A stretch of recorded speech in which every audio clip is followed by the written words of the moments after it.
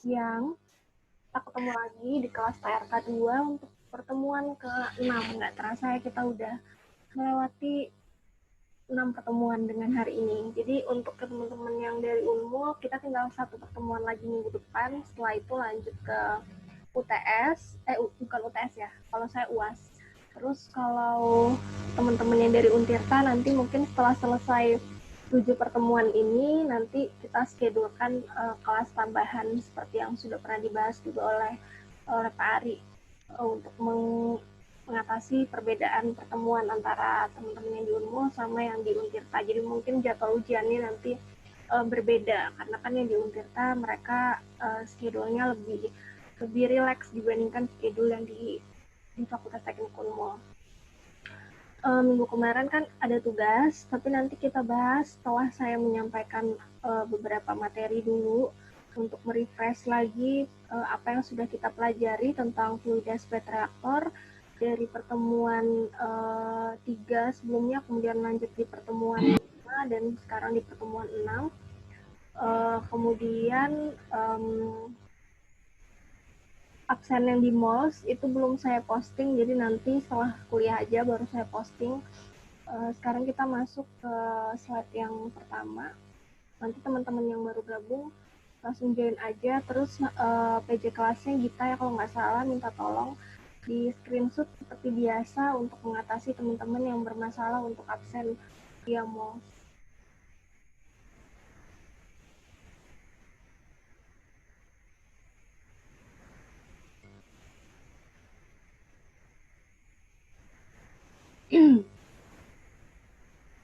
Kita masuk lagi ke gambar ini. Gambar ini sudah pernah saya tampilkan beberapa pertemuan yang lalu untuk membedakan antara jenis-jenis reaktor, yaitu fixed bed, bubbling, ada turbulen, kemudian ada fast fluidized, dan juga ada pneumatic conveying.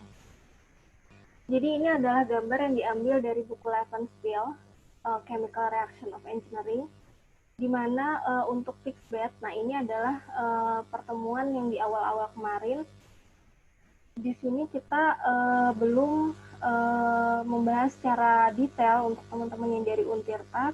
Walaupun saya udah share videonya, mungkin masih kurang jelas. Jadi nanti kita adakan kelas tambahan setelah selesai clear seluruh pertemuan yang sesuai dengan RPS. Nah, bed di sini yang dimaksud adalah kumpulan dari partikel atau material padatan. Jadi kita refresh lagi bahwa yang namanya reaktor-reaktor jenis yang ada di slide ini adalah reaktor-reaktor yang digunakan untuk reaksi heterogen, di mana kebanyakan katalis yang digunakan itu dalam fase padatan. Nah, katalis dalam fase padatan inilah yang disebut dengan bed. Bed ini bersifat stagnan atau bersifat tetap atau bersifat fix. Karena itu dia disebut dengan fixed bed atau nama lainnya juga disebut dengan packed bed reaktor. Untuk jenis reaktor packed bed ini, katalis yang berbentuk padatan ini kan dia bentuknya itu biasanya irregular. Jadi bentuk-bentuknya ini beda-beda kan, ada yang besar, terus ada yang kecil. Kalaupun bentuk katalis ukurannya itu seragam, tetap aja karena dia padatan, maka di antara satu katalis dan katalis lainnya itu akan terdapat yang namanya ruang kosong. Nah, ruang kosong inilah yang bisa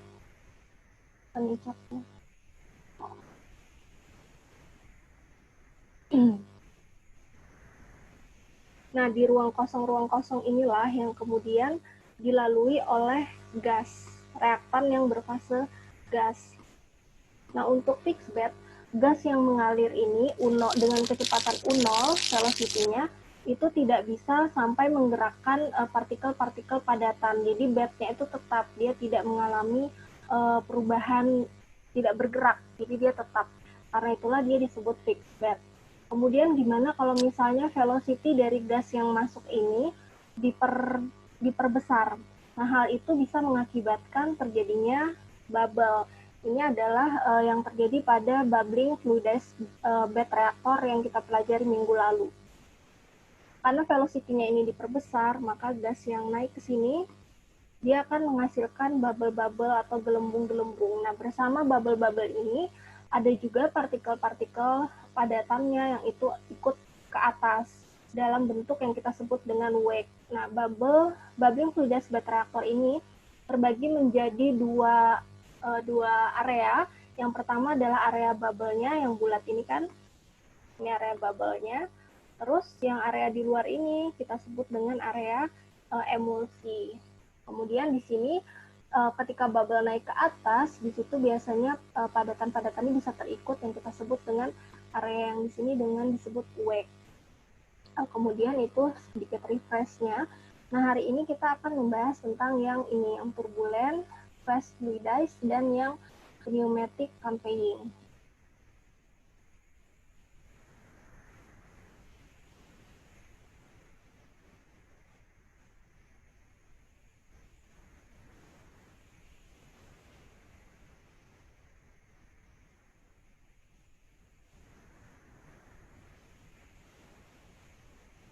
Nah, di sini bed adalah material padatan di mana fluida itu dapat melaluinya, tetapi tidak mendorong, merubah, atau menggerakkan struktur material dari padatan tersebut. Hal ini yang menjadi perbedaan dasar antara fixed bed reactor dengan fluidized reactor. Di sini saya ambil contoh gambarnya yang bubbling. Untuk fixed bed reactor, partikel itu bersifat stagnan. Hal ini dikarenakan drag force-nya itu lebih kecil daripada gravitational force. Jadi gaya untuk mengangkat dari si partikel-partikel padatan ini lebih kecil daripada gaya gravitasi. Gaya gravitasi itu kan dia menarik ke bawah. Oleh karena itu katalis-katalisnya itu bersifat stagnan. Sementara untuk yang fluidized itu partikelnya bergerak, kemudian dia tersuspensi di dalam aliran gas. Karena pada kondisi ini drag force itu sama dengan gravitational force-nya. Hal itulah yang mengakibatkan kenapa pada reaktor terfluidisasi itu terjadi pergerakan partikel. Bahkan untuk yang velocity-nya itu sangat tinggi, itu partikelnya ini bisa terbawa keluar dari vessel atau dari reaktornya. Nah, proses fluidisasi ini sebenarnya tidak cuma digunakan untuk reaktor aja, tapi juga banyak digunakan untuk proses absorpsi, terus juga digunakan untuk proses drying, pengeringan, bahkan di OTK 1 atau OTK 2 ya, ada praktikum modul khusus untuk fluidisasi. Nah, di situ bisa mengukur apakah dengan velocity sekian, apakah dia sudah mencapai minimum fluidisasinya, kecepatan minimum fluidisasi.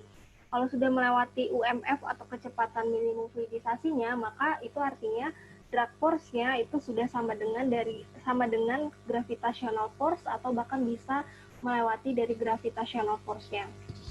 Jadi fluidisasi itu dapat didefinisikan sebagai proses di mana padatan itu menyerupai sifat fluida dengan meniupkan atau mengalirkan gas atau juga bisa liquid dari bawah ke atas melalui padatan tersebut. Jadi sebenarnya kalau padatan itu, kalau misalnya kita tidak mengalirkan gas dengan kecepatan tertentu, kan dia nggak mungkin bisa berpindah, kan dia harus diberikan gaya. Nah, fluidisasi itu dia memberikan gas yang melewati padatan supaya padatan itu bisa menyerupai sifat fluida, jadi bisa mengalir atau memiliki sifat flowing.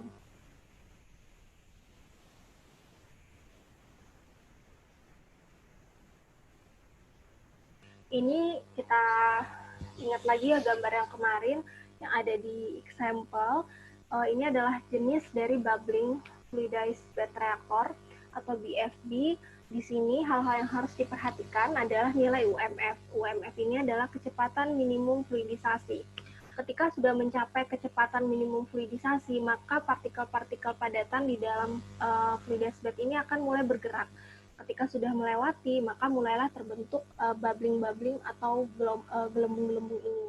Nah, yang perlu diperhatikan untuk bubble fluidized bed itu, tadi yang sudah dijelaskan bahwa ada dua bagian, ada area bubble dan area emulsinya, dan juga perlu data diameter dari bubble itu sendiri, kemudian ada nilai alpha. Alpha di sini adalah nilai wake-nya, volume of wake dibagi dengan kemarin ada persamaannya di buku Levenspiel, nanti bisa dicek lagi. Setelah itu kita lanjut ke slide selanjutnya. Nah, ini gambar dari buku Levenspiel, tapi bukan yang chemical reaction engineering, tapi dari buku fluidization engineering. Jadi dia Levenspiel dan Kuni ini menulis buku khusus tentang fluidisasi. Nanti bisa saya share di grup bukunya. Di sini dia menunjukkan gambar yang lebih detail dibandingkan yang ada di chapter 20 buku Levensteel yang Chemical Reaction of Engineering. Jadi di sini dia menggambarkan untuk yang fixed bed, di mana ini LM ini adalah panjang atau tinggi dari bednya, tempat di mana partikel-partikel padatan itu diletakkan. Kemudian di sini ketika ada proses velocity-nya itu mencapai minimum fluidisasi, maka padatan ini mulai bergerak, mulai naik. Nah, setelah itu di sini dicontohkan ketika dia liquid yang kita masukkan dari bawah itu liquid dengan tekanan tertentu, maka yang terjadi di sini adalah yang namanya smooth fluidisasi. Tapi kalau misalnya yang kita masukkan itu adalah gas, barulah terbentuk yang namanya bubble-bubble, dan kita namakan dia sebagai bubbling fluidization. Dan jika ini terjadi untuk vessel yang bersifat dia adalah reaktor, maka disebut dengan bubbling fluidized bed reactor. Kemudian next, minggu kemarin kita sudah ada membahas tentang slugging. Ada videonya yang saya tampakkan minggu lalu.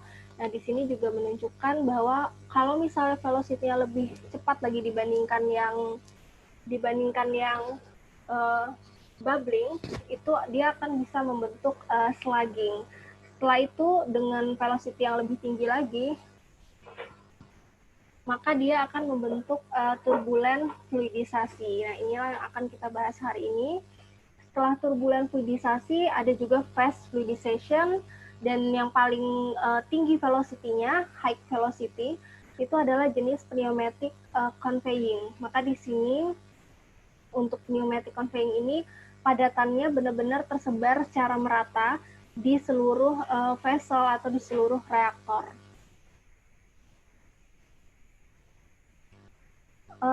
Jenis-jenis seperti turbulent, kemudian fast fluidization, dan juga jenis dari pneumatic conveying itu semua masuk dalam klasifikasi circulating fluidized bed. Jadi circulating di sini artinya padatan atau partikel yang ada di dalamnya itu benar-benar mengalami sirkulasi. Kalau bubbling itu kan memang ada pergerakan, tapi tidak sampai naik ke atas partikel padatannya, jadi masih setengah dari vessel atau bahkan kurang dari setengah, kemudian nanti dia turun lagi ke bawah, jadi ada kecepatan downward velocity, turun lagi, terus yang naik ke atas itu adalah bubble-bubble-nya. Kalau yang ini benar-benar padatan katalisa itu mengalami sirkulasi di dalam vessel. Yang pertama adalah jenis turbulent. Ini saya ambil dari jurnalnya yang ditulis oleh Hartman. Kalau kalian mau baca di buku Levensteel dan Cooney itu juga ada membahas tentang turbulent fluidized bed reactor ini. Nah, di sini kita bisa lihat di gambarnya bahwa ada area dense dan area lean. Dense itu kan berarti rapat. Density itu kan artinya rapat massa kan, kerapatan. Nah, dense itu adalah area yang rapat. Jadi partikel-partikel katalis yang berbentuk padat itu dia susunannya masih rapat. Jadi masih banyak katalisnya di bawah sini. Kemudian karena dia terbawa ke atas oleh gas yang dimasukkan dari bawah, maka ada partikel-partikel yang naik ke atas tetapi tidak memenuhi seluruh ruang di bagian atas vessel. Nah, ini disebut dengan area lean. Bahkan keluaran dari si reaktor ini, gas yang keluar itu bisa membawa beberapa padatan yang terikut atau tersuspensi dengan gas yang kita alirkan. Kelebihan dari turbulent reaktor ini yang pertama adalah solid hold up-nya cukup tinggi, sekitar 25-35% volume. Solid hold up itu adalah area padatan yang ada di dalam reaktor tersebut. Jadi kalau misalnya padatannya itu sampai sini tingginya ya, berarti area solid hold up-nya itu sekitar 25-35% dari volume reaktor yang kita punya. Nah, turbulent fluidized bed reactor itu cocok digunakan untuk reaksi-reaksi yang bersifat eksotermik dan reaksi yang memiliki kecepatan reaksi itu sangat cepat. Dia juga punya kelebihan, yaitu gas contacting-nya, kontak antara gas dan padatannya itu berjalan dengan baik dan juga menghasilkan faktor konversi yang baik. Reaktor ini juga cocok digunakan untuk proses isotermal, serta perpindahan massa dan panasnya berlangsung dengan cepat. Jadi ini bisa kalian baca di jurnal yang ini kalau kalian ingin lebih detail lagi. Akan tetapi jenis reaktor ini memiliki kekurangan-kekurangan. Kekurangannya adalah distribusi padatan yang tidak seragam di kedua arah aksial dan radial. Jadi karena dia di sini ada area dense dan ada area lean, maka distribusi padatannya itu tidak seragam secara radial dan aksial. Jadi juga misalnya di tengah ini bisa banyak partikel katalisnya, tetapi di area pinggir-pinggirnya itu nggak ada atau lebih sedikit. Jadi karena dia turbulen kan masuknya, beda dengan aliran yang laminar kan dia di bawah semua proses reaksinya. Nah kalau ini karena dia turbulen jadinya terhambur, bisa dibayangkan ya mungkin di dalam reaktor itu jadinya terhambur dan dia di bagian atas tuh cuman ada sedikit partikelnya, di bagian bawah banyak, terus di bagian tengah mungkin lebih banyak, tapi di bagian pinggir-pinggir vesselnya itu katalis padatannya sangat sedikit. Itu memberikan kekurangan untuk jenis reaktor yang turbulen ini. Nah, ini adalah gambar pemodelan dari turbulent fluidized bed reactor. Jadi kalau kalian baca di buku Levenspiel itu memang dia tidak memberikan equation yang bisa digunakan untuk menghitung pemodelan untuk jenis reaktor fluidized bed dengan aliran gas turbulen ini. Jadi di buku Levenspiel itu dikatakan bahwa pendekatan yang bisa dilakukan itu harus dihitung dengan proses eksperimen. Terus mungkin ada pertanyaan, berapa ya velocity-nya kalau misalnya kita mau menentukan, oh dia cukup menggunakan bubbling atau dia harus menggunakan yang turbulen misalnya, berapa ya kecepatan, kapan sih dia dinyatakan bahwa kecepatannya itu sudah turbulen atau dia hanya membentuk bubble-bubble aja gitu ketika proses reaksi. Nah itu harus dilakukan proses eksperimen. Bagaimana ketika kita kasih kecepatannya misalnya 2 meter per 2 meter per second, kecepatan gasnya apakah dia membentuk bubble aja atau dia sudah bersifat turbulen misalnya. Tentu saja harus didekati dengan eksperimen. Kalau misalnya kalian melakukan prarancangan pabrik kimia, pastinya menggunakan data dari jurnal ataupun dari paten jenis reaktor apa nih yang bisa digunakan. Misalnya jenis reaktornya cukup dengan dia cocok dengan reaktor packed bed, maka nggak usah digunakan reaktor yang fluidized bed. Tapi kalau misalnya di paten itu meminta reaktornya fluidized bed dengan tipe yang bubbling, berarti kalian mengikuti cara perhitungan yang bubbling. Nah, untuk perhitungan turbulen dan jenis fast fluidization dan juga pneumatic conveying itu ada di buku Levenspiel yang fluidization engineering tadi. Tapi di sini kalau untuk mata kuliah TRK 2 berdasarkan RPS yang sudah kita susun, kita tuh menerapkan perhitungannya hanya untuk yang bubbling fluidized bed reactor aja. Kalau untuk yang jenis-jenis lainnya itu hanya sampai teori-teorinya saja. Nah, di sini adalah grafik perbandingan antara tinggi dari fluidized bed untuk yang jenis turbulen dengan fraksi solidnya. Jadi solid fraksinya dilambangkan dengan ES, kemudian di sini ada ES star dan ESD, nanti ada penjelasannya di sini.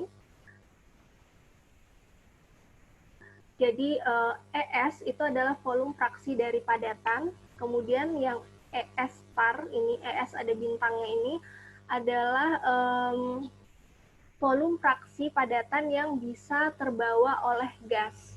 Kemudian yang naik ke atas yang bisa tersuspensi oleh gas. Kemudian ESD ini adalah volume fraksi padatan yang ada di area bawah atau di bagian dense region. Kan tadi terbagi dua, ada area dense dan ada area lean. Kemudian ini dari buku si Levenspiel dan Cooney tadi, nilai fraksi untuk yang tertinggal di area dense itu sudah ada angka-angkanya yang didapatkan dari proses eksperimen tentunya. Untuk bubbling bed itu sekitar 0,55 sampai 0,4, kemudian untuk turbulen 0,4 sampai 0,22, dan untuk fast fluidization itu 0,22 sampai 0,16. Dan nilai fraksi ini dia bersifat dimensionless, jadi tidak ada satuannya. Di sini bisa kita lihat bahwa nilai volume fraksi padatan yang ada di bagian bawah dari reaktor atau di bagian dense itu semakin ke bawah ini kan semakin kecil jumlahnya. Karena velocity gasnya lebih besar turbulen, kemudian antara turbulen dengan phase itu lebih besar yang phase fluidization. Karena kecepatannya itu lebih besar, maka partikel padatan yang tersisa di area bawah reaktor atau di bagian dense itu juga semakin kecil antara bubbling, turbulen, dan phase fluidization.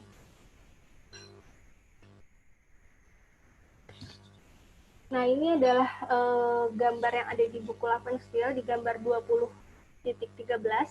Nah, di sini F-nya, nilai F yang kemarin kita hitung untuk bubbling fluidized bed reactor, rumusnya jadinya berbeda kalau untuk yang turbulen. Kalau misalnya untuk bubbling fluidized bed reactor, kemarin untuk menghitung nilai F totalnya itu kan FB plus FC plus FE, atau nilai F pada bubble, kemudian pada cloud, dan pada emulsion. Nah, kalau misalnya untuk turbulen ini kan tidak terbentuk bubble dan tidak terbentuk emulsi juga. Jadi untuk menghitung nilai F-nya itu menggunakan data F star plus FD dikurangi F star dikali eksponensial min A kali Z. Dan di sini nilai FD-nya itu adalah untuk melambangkan area dense yang ada di bagian bawah reaktor. Kemudian untuk F star itu adalah limiting value dari tinggi vesselnya. Nah, ini didapatkan dari nilai eksperimennya. Tapi di sini berdasarkan RPS yang kita susun kemarin saya sama Bu Novi, kita tidak sampai ke perhitungannya untuk yang turbulen reaktor ini. Karena untuk prarancangan pabrik juga kayaknya jarang digunakan untuk yang jenis ini. Kemudian berikutnya, tipe yang berikutnya adalah fast fluidized bed reaktor. Ini velocity gasnya lebih cepat dibandingkan atau lebih besar dibandingkan yang turbulen tadi. Nah, di sini ada area dense dan lean-nya juga, tapi kalau kalian lihat dari gambarnya, bahwa partikel-partikel ini semakin banyak yang naik ke atas, tapi untuk fast fluidized bed ini ada partikel-partikel atau katalis-katalis padatan yang menempel di dinding dari si reaktornya ini. Biasa di sini disebut dengan wall zone, jadi zona di bagian dinding, jadi dia nempel di bagian reaktor. Nah, ini juga sebenarnya mempengaruhi terhadap kinetika atau laju reaksi dari proses reaksi di dalam reaktor itu, karena jadinya sama seperti yang tadi turbulen, itu jadinya tidak merata, persebaran katalis di antara arah aksial dan radialnya tidak merata. Di sini dia menunjukkan gambar bagaimana proses pemodelan yang dilakukan oleh penelitian yang mereka lakukan, bahwa di sini terdapat perbedaan antara model dan nilai yang diobservasi berdasarkan eksperimen.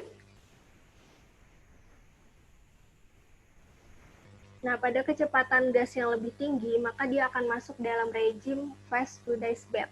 Di sini, untuk pada reaktor ini, padatan yang terikut di dalam gas itu sangat besar, sehingga diperlukan penambahan fresh solid secara kontinu. Jadi, katalis-katalis padat yang ada di dalam reaktor dengan adanya fast fluidisasi itu kan sangat cepat terbawa naik ke atas dan bahkan keluar dari reaktor itu melalui nozzle pengeluaran produk, sehingga setiap saat itu diperlukan penambahan katalis padatan secara kontinu. Jadi mungkin walaupun dengan fast fluidization ini mungkin bisa meningkatkan rate of reaksi karena proses contacting antara padatan dan gasnya itu jadi lebih besar, tetapi terkadang di industri menjadi pertimbangan bahwa kita harus menambahkan katalis padat nih untuk fresh solid, fresh padatan, fresh katalis yang harus ditambahkan, itu juga akan bisa meningkatkan efisiensi atau cost dari proses produksi secara keseluruhan. Kemudian juga pastinya diperlukan proses separasi antara produk gas yang kita hasilkan sebelum kita rubah menjadi liquid dengan katalis padat yang terikut atau tersuspensi bersama gas tersebut. Nah, dari proses eksperimen di sini ditemukan persamaan untuk menghitung nilai UFF atau nilai kecepatan dari phase fluidization. Di mana di sini nilai dP itu adalah diameter partikel padatannya, kemudian nilai GS itu adalah mass flux of solid, kemudian ada nilai HD dan nilai HF kalau di gambar ini. HD itu adalah tinggi dari area dense, kemudian HF itu adalah area yang freeboard atau area line-nya. Nah, di sini juga ada nilai Z dan ZF. Kalau di buku Lavenskill dan Kuni itu dinyatakan sebagai jarak rata-rata dari permukaan fluidas bed itu. Jadi kalau lihat di sini jarak antara si line-nya itu. Kemudian di sini ini gambar wall zone. Jadi kalau misalnya untuk phase fluidization itu kan tadi ada yang nempel-nempel di dinding. Nah, itu disebut dengan wall zone-nya. Dan di sini juga udah ada nilai F-star dan FD-nya dari eksperimen yang sudah pernah dilakukan. F-star-nya itu berkisar antara 0,01 sampai 0,02, kemudian yang F-dense-nya 0,06 sampai 0,2. Setelah itu, jika high velocity, gasnya itu memiliki kecepatan yang sangat tinggi, maka menggunakan pneumatic conveying, itu disebut dengan pneumatic conveying. Nah, pada pneumatic conveying ini, sistemnya sudah tidak ada area antara area dense dengan area line itu tidak terlalu mencolok perbedaannya, berbeda dengan jenis-jenis yang sebelumnya. Kemudian di sini juga partikel-partikel padatan itu tersuspensi dan keluar dari reaktor tersebut. Dalam rezim pneumatic conveying, partikel itu terdistribusi dengan baik di reaktor dan tidak ada wall zone. Jadi nggak ada katalis-katalis padat yang menempel di sekitar dinding reaktor. Nah, sebelum ke katalis deaktivasi, saya mau perlihatkan dulu buku yang tadi, yang si Lavenskill.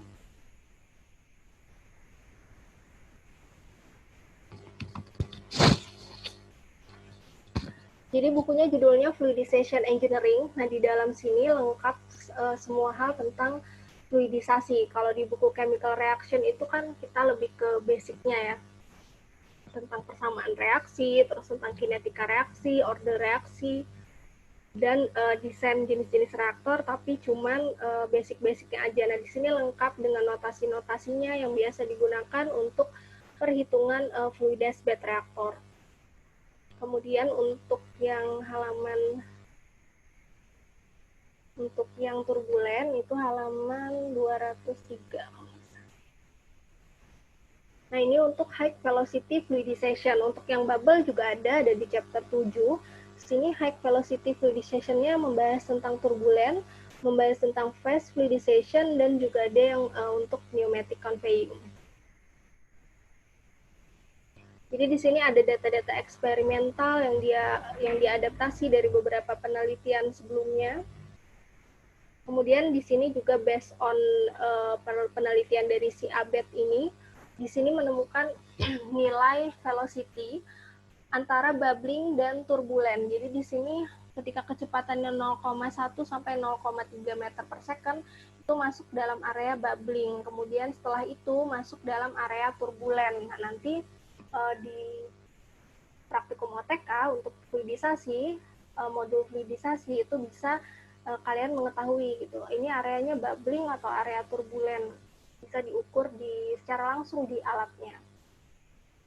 Ini yang tadi gambarnya, kemudian di sini juga ada kalau nggak salah di sini ada, nah ini ada tabelnya. Ini adalah kondisi-kondisi dari phase fluidized bed reactor berdasarkan beberapa eksperimen yang sudah dilakukan orang-orang. Ini sih pastinya eksperimen-eksperimen yang lampau. Kalau kalian cari di Science Direct atau di jurnal Nature atau di Springer, kalian akan menemukan banyak sekali penelitian-penelitian terbaru tentang fluidized bed ini dengan berbagai jenis fluidized bed. Dan mereka tentunya melakukan penelitian terlebih dahulu untuk membuat skala lab-nya. Nanti setelah skala lab, baru di scale up. tapi salah satu kekurangan juga dari fluidized bed ini adalah proses scale up-nya tuh agak sulit. Jadi kalau misalnya kalian bikin nih pabrik misalnya pabrik biodiesel. Pabrik biodieselnya kan masih skala lab kan pastinya. Nah, terus kalian pakai reaktornya itu jenis yang fluidized bed. Ketika kalian scale up, misalnya di skala lab ini udah oke, dengan velocity sekian, kemudian dengan tinggi perbandingan tinggi dan diameter katalisnya sekian, udah oke, misalnya konversinya 90% nih. Ketika kalian scale up jadi pilot plant, itu bisa aja hitungannya tuh harus disesuaikan lagi gitu, karena dia salah satu kekurangan dari fluidized bed itu adalah dia agak sulit untuk di scale up. Nah, ini jenis-jenis eksperimental yang pernah dilakukan oleh beberapa peneliti di masa yang lampau kalau yang di buku ini. Jadi di sini udah ditentukan, misalnya kolomnya diameternya berapa, terus partikelnya apa jenisnya, kemudian misalnya alumina, ada yang glass, ada yang quartz, ada yang sand, dengan densitasnya masing-masing dan diameter partikelnya juga sudah ada datanya. Misalnya pakai katalisnya jenis alumina. Nah, di sini sudah ada data ROS dan data DP-nya. Kalau kalian nanti prarancangan pabrik, tentunya kalian butuhkan data dari densitas katalisnya dan juga diameter partikelnya, karena harus digunakan untuk menghitung CA ataupun konversinya untuk jenis yang bubbling fluidized bed tadi. Terus di sini kalian bisa baca-baca, nanti saya share bukunya. Nah, ini data-data nilai GS untuk berbagai diameter partikel. Jadi GS adalah mass flux massa. Di sini ada ininya, data-datanya. Proses desainnya juga untuk fast fluidization bisa diikuti step-step yang ada di sini untuk perhitungannya. Kalau kalian nanti tiba-tiba prarancangan pabriknya misalnya menggunakan fast fluidisasi, maka buku ini bisa dijadikan acuan untuk melakukan proses perhitungan. Kayaknya cukup sampai sini untuk yang pembahasan tentang jenis-jenis reaktor fluidized bed. Kemudian kita kan janji minggu kemarin untuk tugasnya, ada yang mau menjelaskan, nanti dapat poin ya. Poinnya poin tambahan lah. Kalau misalnya untuk dapat poin tambahan 5 deh untuk ujiannya. Ada yang mau coba? Nanti saya izinkan share. Siapa? Sorry. Siapa? Egi Albianto, Bu. Oke, Egi. Bentar ya, saya anu dulu. Oke, udah bisa share screen, Egi.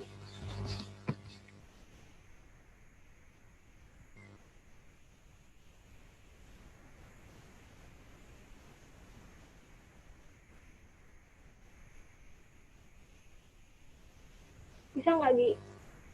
Masih loading bentar, Bu.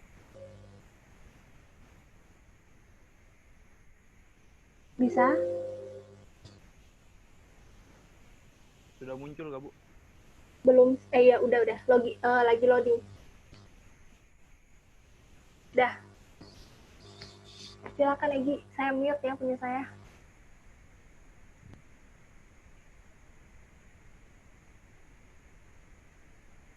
Ya. Assalamualaikum warahmatullahi wabarakatuh dan selamat siang semuanya. Di sini saya ingin mencoba untuk memaparkan ya penyelesaian dari tugas yang kemarin. Ini tugasnya ada di buku Levenspiel problem 20.1 dan 20.2. Di sini soalnya di sini dijelaskan suggestion for using the conversion in example 20.1 itu sama dengan apa? Hampir ke semua datanya. Egi, kamu yang Ya, Bu. 21 aja ya, nanti satu orang lagi setelah. Oke, Bu, siap. Ya, Bu. Hampir semua datanya yang ada di example 20.1 dan diketahui memiliki sembed diameter 2 meter dan semen bubble size dan memiliki ukuran bubble yaitu sebesar 0,32 meter. Dan yang ditanyakan ialah find XA untuk mengetahui nilai XA-nya dan The mean concentration of gas seen by the solid Ca. Jadi nilai Ca berdasarkan gas seen by the solidnya. Jika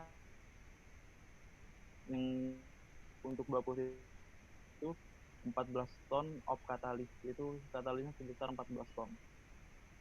Masuk ke solusinya, jadi ini ada gambarnya. Berdasarkan data yang di soal example 20.1 dapat diketahui untuk nilai Ca0-nya itu sebesar 100 mol per meter kubik. Untuk diameternya tadi sama yang kayak di soal di atas, yaitu 2 meter dari sisi sebelah sini sampai sisi sebelah sini. Untuk nilai alfanya 0,33. Untuk diameter bubble-nya di sini ada 0,32 meter. Diketahui juga untuk yaitu berat katalisnya sebesar 14 ton atau sama dengan 14.000 kg. Di sini juga diketahui untuk nilai U0-nya sama dengan 0,3, UMF-nya sama dengan 0,03 meter per second. Di sini ada EMF 0,5, PS sama dengan 2000 kg per meter kubik. Dari data yang kita ketahui untuk menentukan pengawalnya dulu lah untuk menentukan kecepatan naik gelembungnya. Kecepatan naik gelembungnya ini gimana? Jadi didapatkan ini UBR sama dengan 0,711 dikali 9,8 ini gravitasi dikali 0,32 yaitu ialah diameter dari bubble-nya pangkat setengah, dan hasilnya ialah 1,26 meter per second.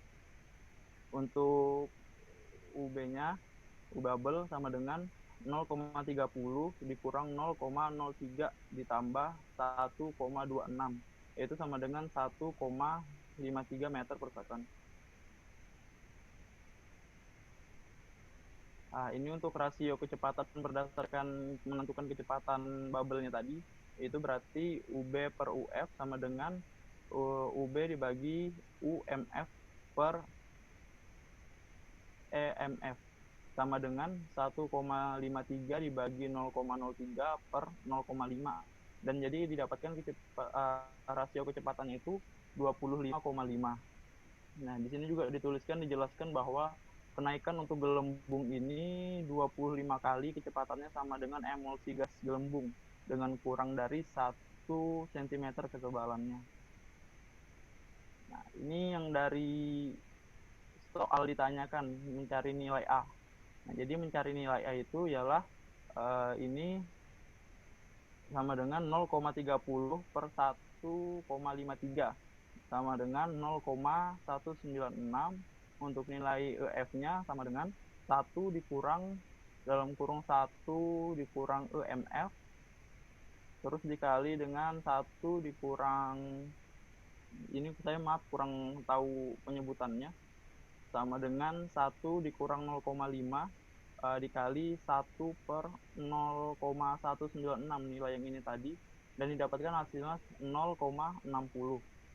Lanjut untuk nilai KBC ini sama dengan 4,50 dalam kurung 0,03 per 0,32 ditambah 5,85 dikali ini dalam kurung 20 kali 10 min 6. Ini sama dengan diameter reaktornya pangkat setengah dikali 9,8 gravitasi pangkat seperempat dibagi 0,32 yaitu diameter bubble-nya pangkat 5 per 4. Dan didapatkan hasil dari nilai KBC ini adalah 0,614 second pangkat 1. Untuk nilai KCE ini sama dengan 6,77 dikali dalam kurung 0,5 dikali 20 kali 10 min 6 sama dengan diameter reaktornya dikali 1,26 per 0,32 pangkat 3 pangkat setengah. sama dengan hasilnya dari KCE ini 0,133 second min pangkat 1. Ini untuk nilai F-nya didapatkan uh,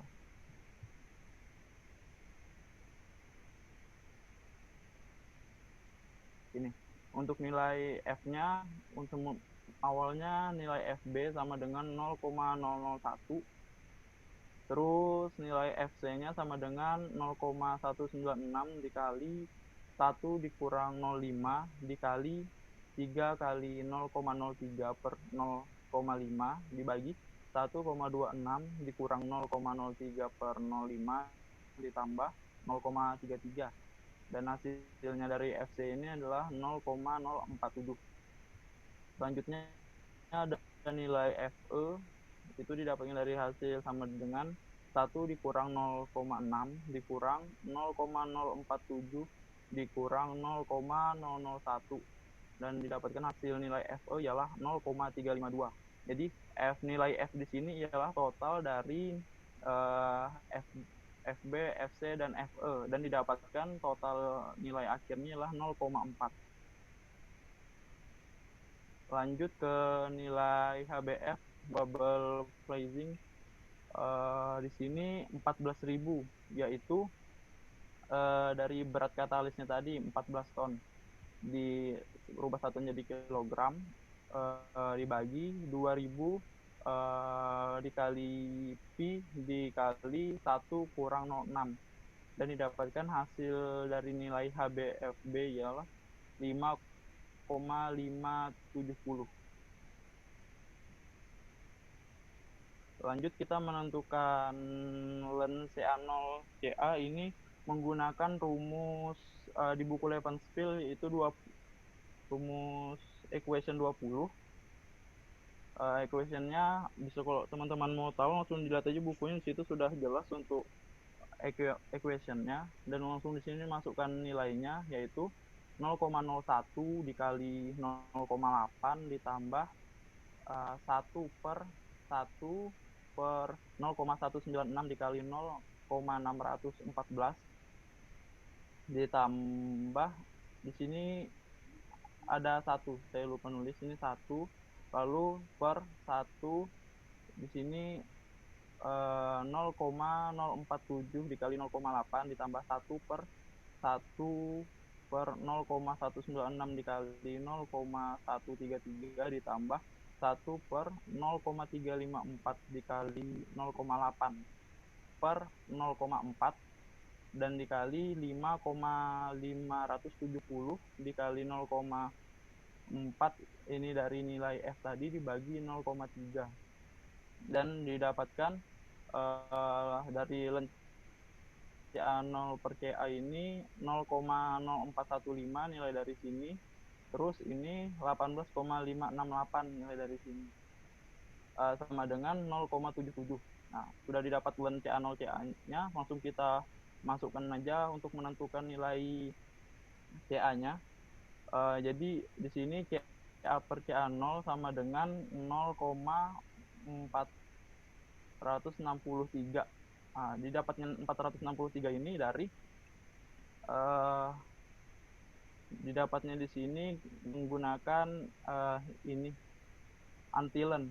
Jadi antilen 0,77 langsung ini dibalik, dari ini kan dari CA0 per CA, langsung kita balik anunya, otomatis langsung menjadi 1 per nilai antilen 0,77, didapatkan hasil 0,463, atau juga jadi nilai XA-nya yaitu sama dengan 53,7, atau kalau dari teman-teman ada yang membulatkan bisa dapat 0,3 atau 0,4. Lanjut untuk yang kedua, CA sin by the solidnya, itu dari nilai CA yaitu sama dengan CA0 per CA dikali V0 per K petik 2 VS sama dengan 100 dikurang dari ini saya bulatkan jadi 46 karena persen, langsung 0,3 kali pi per 0,8 dikali 3,5. Dan didapatkan dari hasil Ca sinbadi solidnya ialah 18,17 mol per meter kubik. Ya, sekian dari saya, kurang lebihnya mohon maaf. Terima kasih. Oke, thank you Egi, nice presentation ya. Terus yang lain, ya nomor 2, ada yang mau coba, walaupun hitungannya pasti sama-sama aja, cuma beda katalisnya, tapi nggak apa-apa, saya mau ngasih rewards atas keaktifan kalian dan juga mungkin keberanian kalian untuk presentasi gitu ya.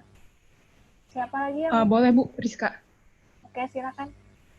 Ini di stop share dulu, Egi. Iya Bu.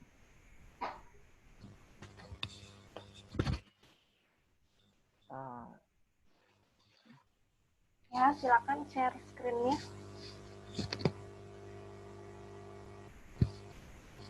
Oke, silakan dimulai Rizka.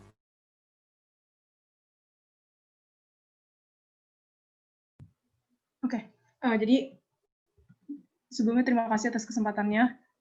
Di sini kan soal yang sama dengan example 20.1. Cuman yang untuk variasi yang kedua itu cuman beratnya saja yang dibedakan. Ini juga analoginya sama dengan contoh soal yang mana dari kecepatan dari yang fluidisasinya masuk 0,3 meter per second dengan konsentrasinya 100 mol per meter kubik, yang mana di sini ada kecepatan minimum fluidisasinya 0,03 meter per second dengan reaksi orde pertama dengan nilai min RA-nya 0,8. Nah, yang ngebuat beda kan tadi sudah dijelaskan sama ini.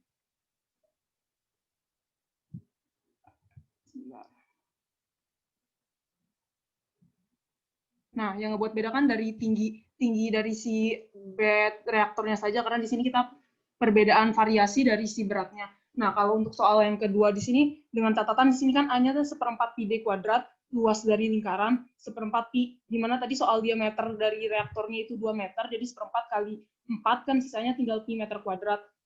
Nah, nanti kita masukin ke sini A-nya sebesar pi meter per kuadrat, yang untuk soal yang kedua, di sini karena 21 ton atau setara dengan 21.000 kilo dibagi sama densitasnya 2000 dikali sama A-nya tadi sebesar pi meter kuadrat dikurang 1 min dari void dari fluidisasinya 0,6 didapatkanlah untuk soal yang 20.2 didapatkan ketinggiannya 8,355 meter. Lalu masukkan ke rumus yang menggunakan len konsentrasi awal dibagi konsentrasi, atau di sini persamaan 21 di buku Evanspiel didapatkan tadi kan karena ini contoh soal yang kedua variasinya itu 14 ton atau yang setara dengan 2 kali dari contoh soal tersebut, karena yang ketiga itu kita pakai 20, di soal tersebut pakai 21 kilogram, jadi kita bisa menggunakan rasio dari soal 20.2 karena tadi 21 ton itu 3 kali dari 7 ton, atau kita bisa langsung dapat di sininya 18,57, ini kan untuk 2 kali. Nah, kalau untuk 3 kalinya kita bisa langsung masukkan saja 3 kali dari nilai di example tersebut. Ini kalau yang ini saya jabarin, tapi kalau yang untuk ini saya langsung pakai rasio saja. Didapatkan 27,852. Ketika kita menghitung nilainya, kita antilenkan atau sama dengan eksponen secara kalkulus. Nah, didapatkan si CA0 per CA 3,177, atau ketika kita balik didapatkan nilainya 0,315, dia otomatis pastinya tidak berdimensi. Kita cari nilai dari konversi si A, didapatkanlah nilai 68,5%.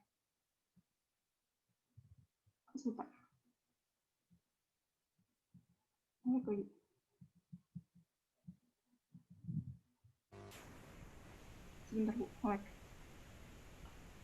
ini contoh yang ini didapatkan konversinya 68,5%.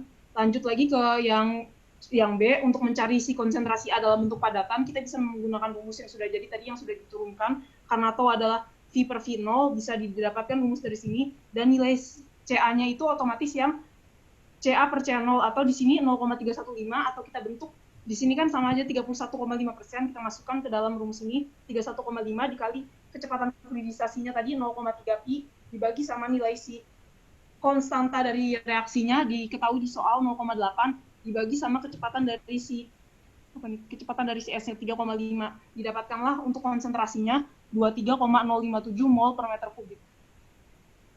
Terima kasih. Oke, thank you Rizka. Good job ya. Jadi dua-duanya udah oke. Jadi sebenarnya kita bisa ambil kesimpulan dari ketiga case ini, dari yang example dan juga dengan yang problem yang dikerjakan Egi dan juga Rizka dipresentasikan. Tadi thank you udah membantu saya untuk mempresentasikan ke teman-temannya.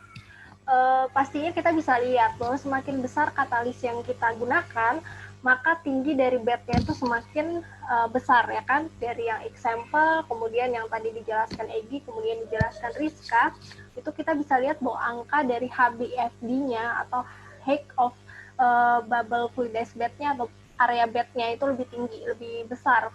Nah setelah itu yang bisa kita simpulkan kedua adalah nilai konversinya atau XA-nya.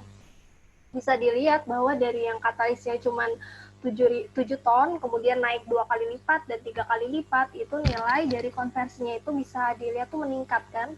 Kalau di example kemarin nilai XA-nya cuma 32%, kemudian tadi yang dikerjakan oleh Egi itu jadi 50 sekian ya kalau saya nggak salah, kemudian yang Rizka juga nilai XA-nya lebih tinggi. Jadi makin banyak katalis yang digunakan, maka nilai konversinya juga semakin meningkat, tetapi membutuhkan tinggi bed yang lebih besar, sehingga dimensi reaktornya pun juga nantinya akan lebih besar. Kemudian bagaimana dengan nilai CA yang dilihat dari solid, seen by the solid, artinya itu adalah senyawa A yang tersisa, konsentrasi A yang tertinggal di dalam katalis-katalis padat, itu juga semakin banyak katalis yang digunakan, nilainya juga semakin besar. Itu yang bisa kita simpulkan dari example dan problem yang sudah kalian kerjakan. Nah, sebelum kita lanjut ke ini ya, ke deaktivasi katalis, mungkin di sini untuk deaktivasi katalis kita introduction aja dulu. Saya mau nanya ke Gita. Gita kemarin hari Selasa TRK dengan Ibu Novi masuk.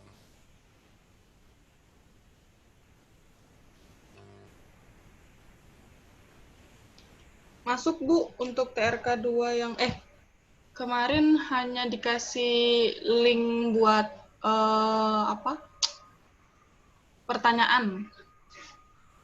Oh, maksudnya kalian menuliskan pertanyaan gitu ya? Iya Bu. Oh, ya, jadi yang teman-teman dari Untirta belum ada kayak ketemu langsung gitu ya sama Ibu? Belum ada Bu. Udah sampai mana ya Gita materinya? Di chapter 18 Bu. Katalis padat ya? Atau reaksi? Chapter 18 itu tentang ini ya, tentang heterogen ya, reaksi heterogen ya. Oh, solid katalis. Udah pertemuan keberapa kita?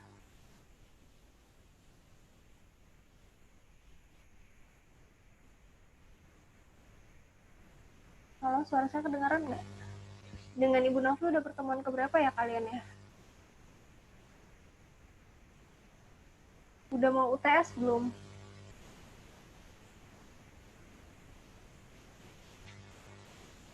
Yang lain mungkin bisa bantu jawab. Mungkin Gitanya lagi ini, sinyalnya gangguan kali.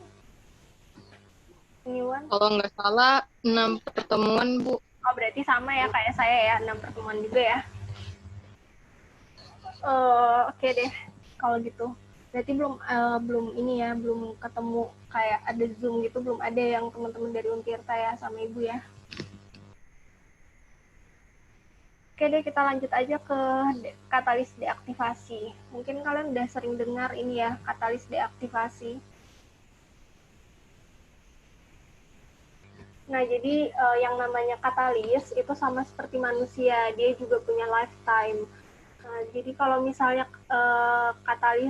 kalau katalis liquid, kita tahu kan dia pasti kita gunakan secara continuous.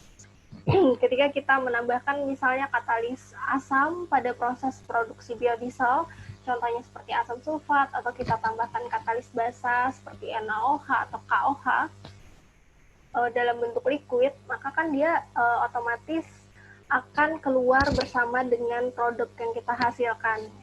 Tetapi bagaimana dengan katalis padat yang kita gunakan pada reaksi heterogen seperti tadi di fixed bed, Kemudian di fluidized bed misalnya dia bubbling jenisnya yang katalisnya itu tidak sampai keluar dari si reaktornya, maka kan katalis itu kan pasti dia punya lifetime. Bukan mentang-mentang dia padatan terus dia bisa kayak kita pasang nih, kita modal di katalis di awal, terus kayak ya udah berarti sampai pabriknya tutup katalisnya ya udah pakai yang itu aja gitu, karena dia padatan. Nggak seperti itu. Jadi katalis itu dia juga punya umur, punya yang namanya lifetime-nya, dan pada suatu waktu dia akan mengalami yang namanya deaktivasi. Kalau misalnya dia mengalami deaktivasi, ini artinya katalis itu harus diganti dengan yang baru atau dia harus diregenerasi. Karena peran katalis, proses aktivasi katalis itu sangat penting dalam reaksi heterogen ini, karena yaitu tadi kalau misalnya kita tidak memperhitungkan lifetime dari katalis atau kita nggak peduli dengan terjadinya katalis deactivation ini, maka kita alirkan reaktan kita, terus kita biarin katalisnya nggak diganti atau tidak diregenerasi, maka ya reaksinya tidak akan menghasilkan produk sesuai dengan konversi yang kita inginkan. Kalau kalian sekarang lagi memegang buku Levenstiel, katalis deaktivasi itu ada di chapter 20. Kalau saya nggak, kok chapter 20 sih? Chapter 21, sorry, setelah fluidized bed reactor. Nah, kita mungkin merefresh lagi ingatan kita tentang prinsip dari katalis. Apa sih itu katalis gitu? Kalau yang terlintas di pikiran kita kan awal-awal kita masuk teknik kimia itu pasti katalis itu untuk mempercepat reaksi gitu kan. Sebenarnya gimana sih prosesnya sampai katalis itu dia kok bisa mempercepat reaksi? Apakah dia merubah kinetika reaksi dari si reaktan yang kita gunakan gitu? Nah, katalis itu mempercepat reaksi dengan cara, pastinya kalian semua juga sudah tahu sih, ini cuma diulang lagi aja, dengan cara menurunkan energi aktivasi atau nilai EA. Jadi si katalis ini bisa menurunkan barrier yang harus dilewati oleh reaktan untuk bisa berubah menjadi produk. Tetapi secara reaction accelerated, jadi reaksinya semakin cepat, main reason-nya adalah karena dia menurunkan energi aktivasi. Tetapi secara equilibrium itu tidak terefek. Jadi kalau misalnya bicara tentang konstanta keseimbangan atau equilibrium yang kita pelajari di kimia fisika atau mungkin yang lebih kompleks kita belajar di termodinamika, itu keseimbangan tidak akan dipengaruhi oleh adanya katalis ini. Tapi katalis itu bisa mempercepat proses berjalannya reaksi karena dia bisa menurunkan energi aktivasi yang harus dilewati oleh reaktan supaya dia bisa berubah menjadi produk yang kita inginkan.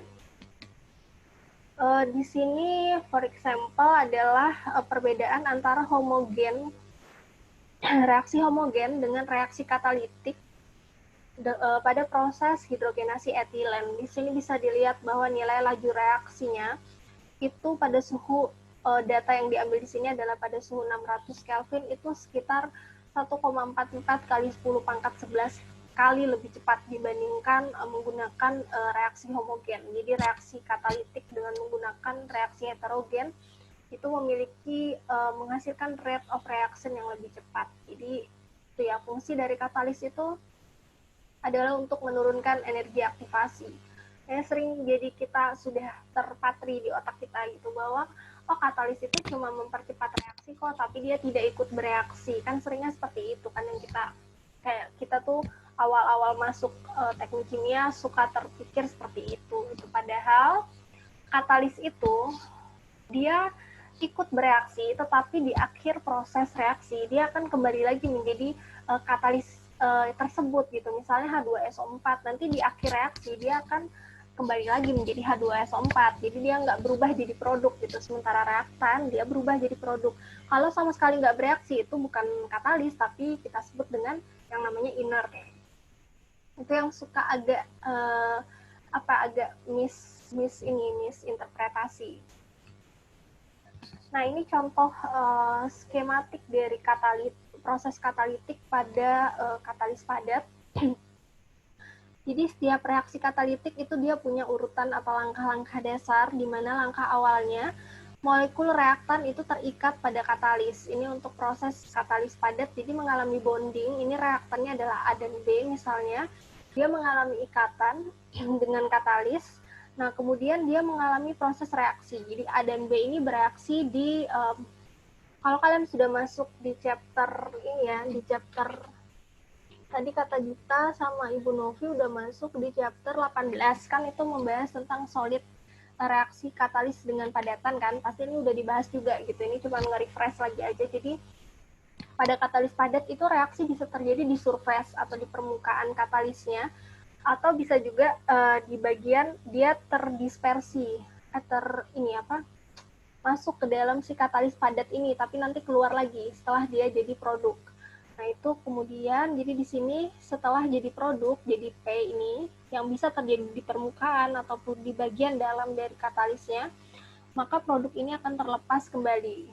Jadi, kalau melihat dari skema ini, maka katalis itu sebenarnya ikut dalam proses reaksi itu, cuman di akhir proses dia produknya terlepas lagi dari si katalisnya kan, jadi dia tetap kembali jadi katalis yang ada di awal.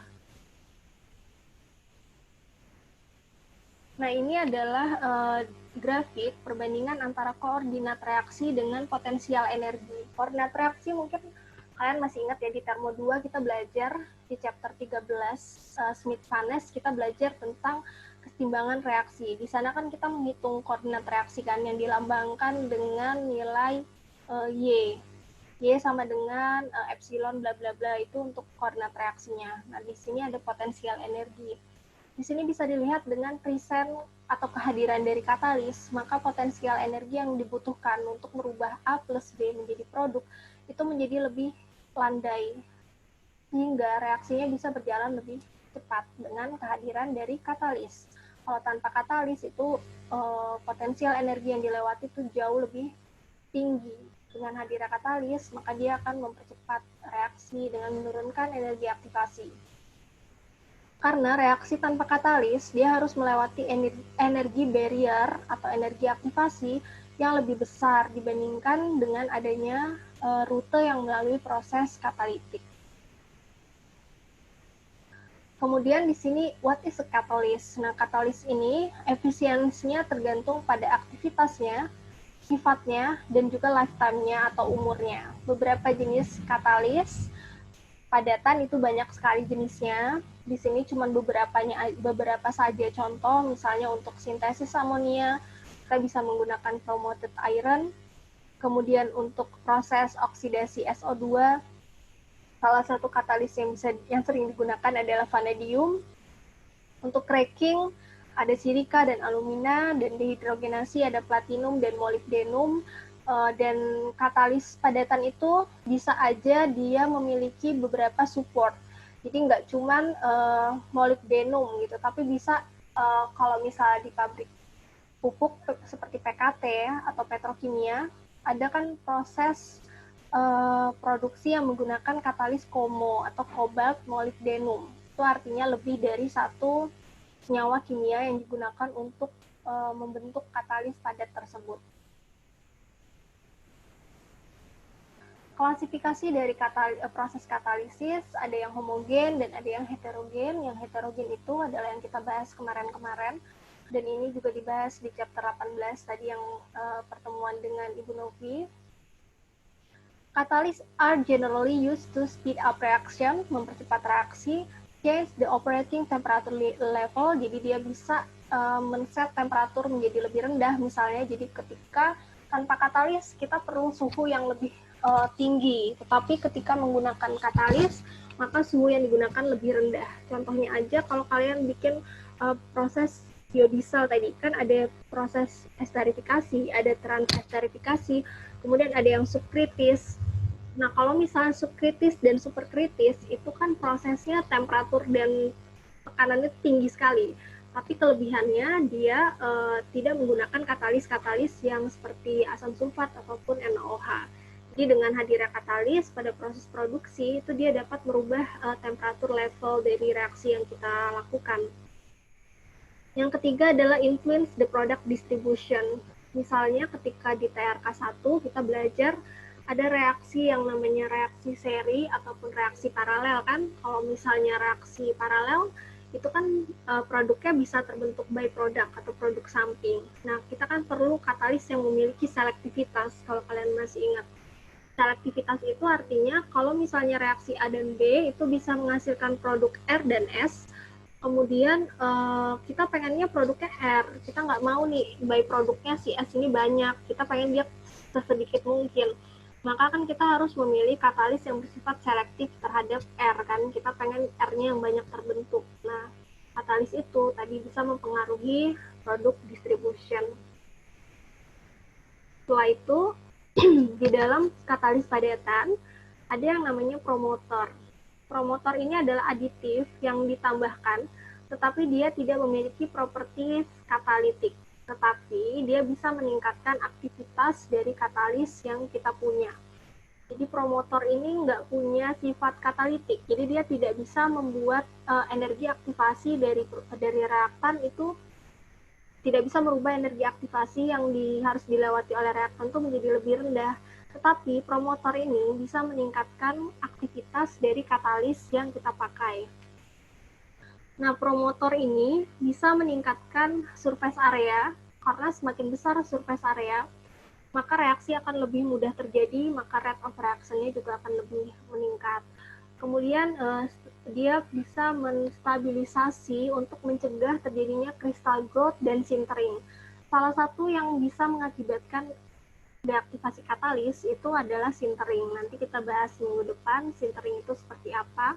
Kemudian juga ada yang namanya terbentuknya kristal, ini juga bisa mengakibatkan deaktivasi katalis. Kemudian promotor ini juga bisa berfungsi untuk mengimprove kemampuan mekanik dari katalis tersebut, sifat-sifat mekaniknya, seperti kekuatannya, kemudian ketahanannya terhadap tekanan, karena katalis itu kan padatan dan dia rapuh, dia bisa mengalami atrisi atau pengikisan, bisa hancur karena tekanan reaksi yang terlalu tinggi. Nah, promotor ini bisa meningkatkan kemampuan si katalis ini secara mekanik. Beberapa jenis promotor yang diambil di slide ini adalah seperti alumina dan juga asbestos. Berikutnya adalah carrier. Carrier ini dia adalah menyediakan tempat untuk katalis itu terdeposit. Jadi kalau kalian di chapter 18 itu mungkin ada dibahas ya tentang deposit, terjadi deposit, tapi dia sama seperti promotor, dia juga tidak memiliki sifat katalitik. Carrier ini menghasilkan highly porous nature, jadi dia increase available surface, sama seperti promotor, dia meningkatkan surface area, kemudian meningkatkan stabilitas dari katalis, dan juga meningkatkan karakteristik heat transfer. Jadi bisa meningkatkan konduktivitas thermal sehingga proses heat transfer terjadi lebih baik. Contoh-contoh carrier itu alumina juga bisa digunakan, dan asbestos. Kemudian ada zinc oxide, iron oxide, mangan, dan activated carbon. Jadi tergantung dari katalis yang kita punya, ini cocoknya menggunakan carrier yang mana. Ini contoh dari carrier yang terbuat dari alumina. Jadi ini activated alumina dan molecular sieve yang bisa digunakan sebagai carrier untuk beberapa jenis katalis. Jadi katalis itu kalau kalian ada yang sudah PKL dan PKL-nya mungkin di petrokimia gitu atau di PKT, saya nggak tahu kalau di petrokimia dulu saya pernah ditunjukin katalis padat yang mereka gunakan. Jadi bentuknya itu ya kalau misal di pikiran kalian seperti pellet obat gitu ya nggak juga, dia bentuknya ada yang seperti ini, bulat silinder, kemudian ada yang bulat seperti bola juga ada, terus yang seperti ini juga ada gitu. Jadi modelnya tuh nggak yang selalu sama. Jadi dia kadang irregular bentuknya, karena irregular itulah makanya di sela-selanya itu ada yang dinamakan dengan void fraction atau ruang kosong. Kemudian ada juga akselerator. Akselerator ini adalah substansi yang ditambahkan untuk meningkatkan sistem reaksinya dan juga untuk memaintain atau menjaga aktivitas dari katalis tersebut untuk mencegah efek dari poison. Poison itu racun ya, jadi poison itu nggak kita tambahkan ke dalam reaksi, tetapi dari proses reaksi reaktan yang kita punya dalam proses perubahannya menjadi produk, bisa saja dia menghasilkan hasil samping yang bersifat poison atau bersifat racun terhadap katalis yang kita punya, yang kita pakai. Nah, akselerator ini berfungsi untuk melindungi katalis dari poison yang terbentuk di dalam reaksi yang kita lakukan di dalam suatu reaktor. Ini yang di sini example-nya adalah example dari poison, jenis-jenis poison seperti sulfur, kemudian lead, metal, atau jenis senyawa seperti Hg, dan lain-lainnya. Dan poison ini misalnya sulfur, maka dia kita harus cek apakah dia itu bersifat racun terhadap katalis yang kita pakai. Dia harus dilihat lagi karakteristik sifat dan mekanik dari si katalis yang kita punya. Kemudian ada yang namanya inhibitor. Inhibitor ini ditambahkan ke dalam katalis saat proses manufaktur atau pembuatannya untuk meredius aktivitas dari katalis. Jadi terkadang ada reaksi-reaksi yang kita tidak menginginkan aktivitas katalisnya terlalu tinggi. Karena kalau aktivitas katalisnya terlalu tinggi misalnya, maka dia akan menghasilkan produk lain yang tidak kita inginkan. Maka biasa ditambahkan inhibitor di dalam proses pembuatan katalisnya supaya bisa cocok digunakan untuk yang kita pakai di dalam proses produksi. Selanjutnya bisa terjadi coking atau fouling. Ini adalah terjadi deposit dari carbonaceous material karbon di permukaan katalis. Karena katalis padat itu kan paling penting itu surface-nya. Karena reaksinya itu berjalan di permukaan. Nah, kalau permukaannya itu terjadi deposit karbon, otomatis permukaan katalisnya itu kan tertutup. Kalau tertutup, artinya tidak bisa terjadi reaksi di surface ataupun di bagian dalam dari katalis itu nggak bisa terjadi reaksi. Nah, hal ini terjadi coking atau fouling, ini terjadi paling sering di reaksi dengan pada proses produksi yang melibatkan hidrokarbon. Nah, kalau misalnya terjadi coking dan fouling, mau nggak mau si katalis itu harus dilakukan proses regenerasi. Nah, ini kalian mungkin kemarin yang ikut webinar yang ini ya, yang katalis merah putih yang dikembangkan di ITB, itu kan mereka menggunakan katalis padatan ya. Jadi kalau kalian mau, kemarin saya ada share juga acara webinar, mereka akan membahas tentang katalis heterogen, di mana salah satu narasumbernya itu adalah dulu pembimbing saya waktu S1, beliau itu sekarang sudah salah satu profesor yang termuda di ULM, jadi beliau memang risetnya itu ke arah katalis heterogen yang dibuat dari berbagai jenis bahan alam atau biomasa. Kalau misalnya kalian tertarik pengen belajar lebih dalam tentang katalis. Nah, kemudian saya mau, sebelum kita sampai jam 3 ya kalau nggak salah ya jadwalnya. Saya mau sharing ini dulu, jurnal yang membahas tentang deaktivasi katalis. Ini nanti bisa kalian baca sendiri, ini cuma historical development aja dari penemuan katalis. Nah, ini tadi sebelum ke jurnal, kita masuk dulu ke mechanism of heterogen catalysis. Ini adalah mekanisme terjadinya reaksi, jadi awalnya dia berdifusi, kemudian sampai nanti dia bereaksi di permukaan katalis. Setelah itu produknya nanti akan mengalami, ini kan produk reaktannya A, kemudian jadi B. Setelah itu nanti dia bereaksi, produknya nanti akan mengalami difusi lagi dari surface katalis keluar, sehingga bisa menghasilkan produk. Kemudian, nah ini adalah proses ketika reaksinya itu, ini reaktan, molekul reaktan, kemudian ini katalis.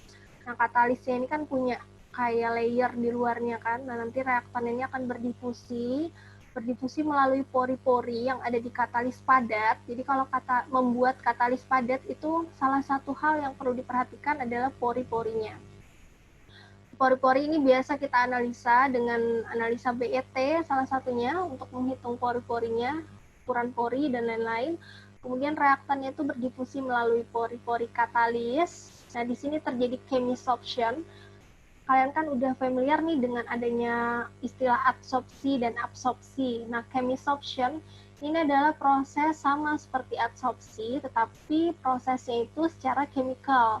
Kalau adsorpsi dan absorpsi itu kan proses penyerapan secara fisik. Kalau ini secara kimia. Nah, setelah dia bereaksi, baru akan terjadi yang namanya desorpsi. Dilepas lagi kan produknya dari si katalis. Nah, dari sini P ini adalah produknya sudah terbentuk akan berdifusi keluar dari pori, atau biasa disebut dengan desorption. Nah, jadi setelah itu produk molekulnya akan keluar dari katalisnya dan bisa keluar dari reaktor sebagai produk. Ini mekanisme of heterogen catalyst dalam gambar yang lebih jelas, full picture-nya.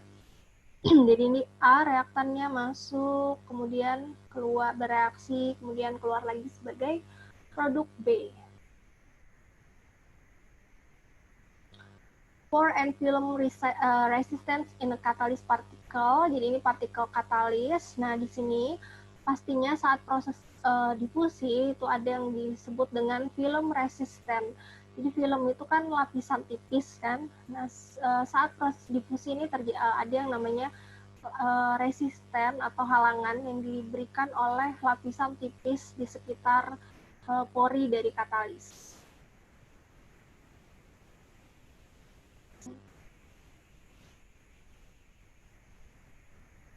Kemudian di antara katalis padat itu kita punya yang namanya mikropori dan ada yang namanya makropori. Mikropori itu adalah ini kan tumpukan katalis nih. Nah, mikropori itu adalah pori-pori yang kecil-kecil sekali.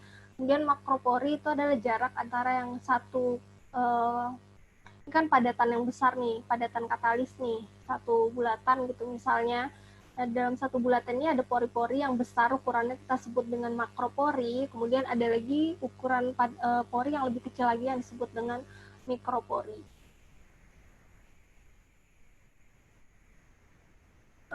Chemisorption itu dikontrol oleh reaksi, kemudian lajunya meningkat dengan adanya peningkatan temperatur. Kemudian bisa digunakan untuk penggunaan reaktor yang besar. Kemudian kalau ini proses reaksi yang terjadi dalam chemisorption, jadi dia teradsorpsi secara kimia ke dalam katalis padat. Kemudian ada juga reaksi yang terjadi di permukaan, di bagian surface. Nah, ini 70% dari reaksinya itu dikontrol dengan difusi, kemudian sama seperti chemisorption, laju reaksinya juga meningkat secara rapidly dengan peningkatan temperatur dan juga bisa digunakan untuk aplikasi pada reaktor dengan dimensi yang besar atau yang lebar. Desorption of product could also be rate controlling in a few cases. Jadi proses desorpsi dari katalis itu juga bisa dikontrol.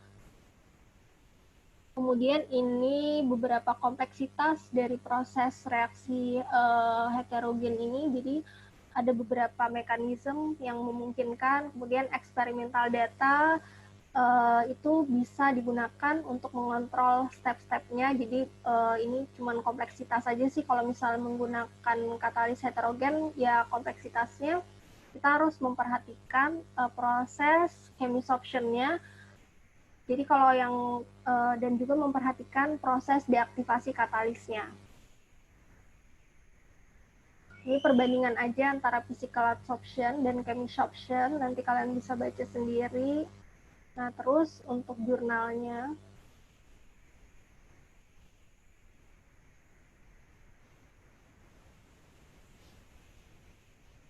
ini salah satu jurnal dari Elsevier tentang catalyst deactivation. Nanti saya share, kalian bisa baca-baca dulu sendiri, nanti baru kita bahas di minggu depan.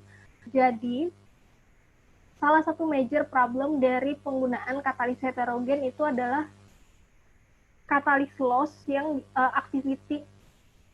aktivitas katalis yang menurun sepanjang waktu yang disebut dengan deaktivasi. Nah, deaktivasi katalis ini bisa terjadi secara chemical atau secara fisikal, secara natural. Dan kemudian deaktivasi ini is inevitable. Jadi dia bisa aja diperlambat atau dicegah dengan beberapa cara tertentu.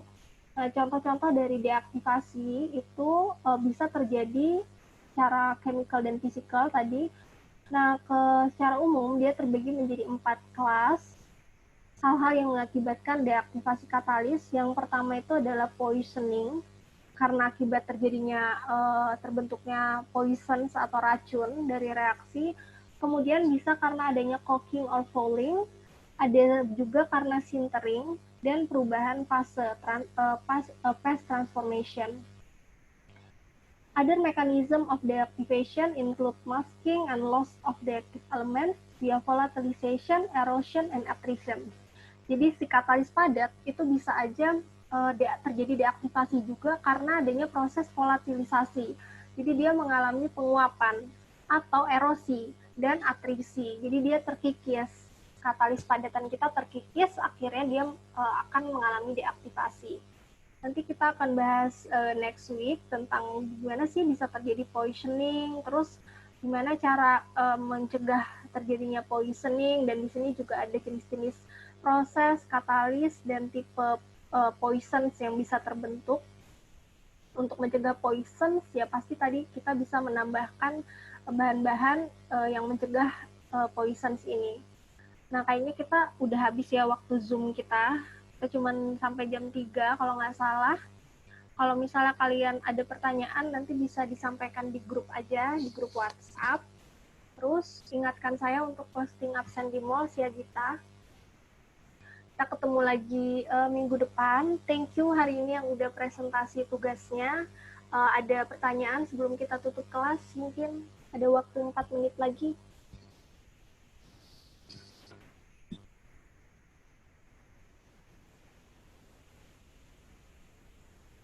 Oke, kalau nggak ada pertanyaan, nanti ingetin saya, kita share juga buku yang tadi sama jurnal ini ya. Sama PowerPoint-nya juga nanti saya share di MOLS dan di grup. Oke, thank you ya atas atensi kalian dan kehadiran kalian hari ini. Semoga semuanya sehat-sehat. Saya ucapkan terima kasih. Mohon maaf kalau ada kekurangan selama proses penjelasan. Sampai ketemu lagi minggu depan. Assalamualaikum warahmatullahi wabarakatuh. Selamat siang menjelang sore. Waalaikumsalam. Warahmatullahi wabarakatuh. Terima kasih, Bu. Terima kasih, Bu. Terima kasih, Bu. Bye.